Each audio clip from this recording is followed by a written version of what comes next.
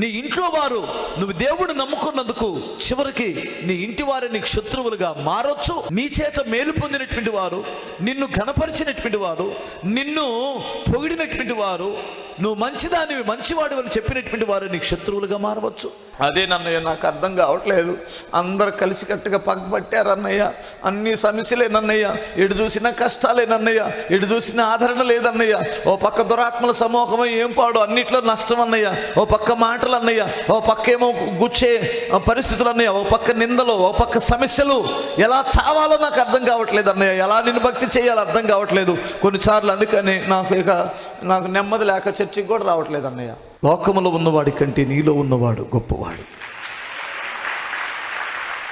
శోధనలు వస్తాయి, తప్పించుకునే మార్గమును నీకు దేవుడు ఇస్తానన్నాడు. విశేషమైన కాపుదలు ఉంటుంది.